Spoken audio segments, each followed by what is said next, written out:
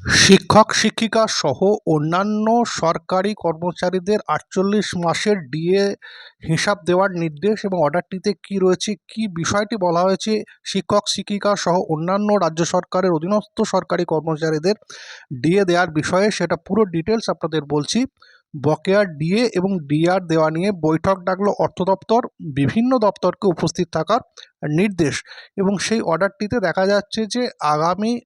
১লা এপ্রিল ২০২৬ কিন্তু মিটিংটা ডাকা হয়েছে এবং সেখানে কিন্তু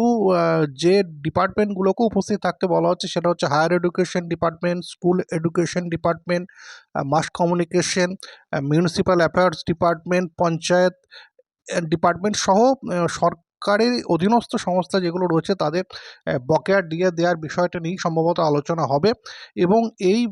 বৈঠকে হয়তো বকেয়া ডিএ দেওয়ার চূড়ান্ত রূপরেখা, যারা এখনও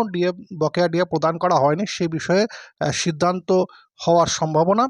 দেখুন, তার আগে একটা অর্ডার এখানে কিন্তু ১৬/৩/২০২৬ দেওয়া হয়েছিল এবং সেটা পাবলিশ হয়েছে, সামনে এসেছে। সেখানে যেটা বলা হচ্ছে, details of employees and pensioner of grant in aid institution under your control and the authenticated details of their pay and allowance oblique pension including the details of dearness allowance and dearness relief এবং এই হিসাবটা দিতে বলা হয়েছিল এবং তার period হচ্ছে জানুয়ারি ২০১৬ to December ২০১৯। এই হিসাবটা কিন্তু ইতিমধ্যেই দেওয়ার নির্দেশ দেওয়া হয়েছিল এবং আগামী যে 1 এপ্রিল যে মিটিং রয়েছে সেই মিটিংয়ে সম্ভবত এই বিষয়ে আলোচনা হবে এবং সেখানে শিক্ষক শিক্ষিকা সহ অন্যান্য অধীনস্থ যারা রাজ্য সরকারি কর্মচারী রয়েছে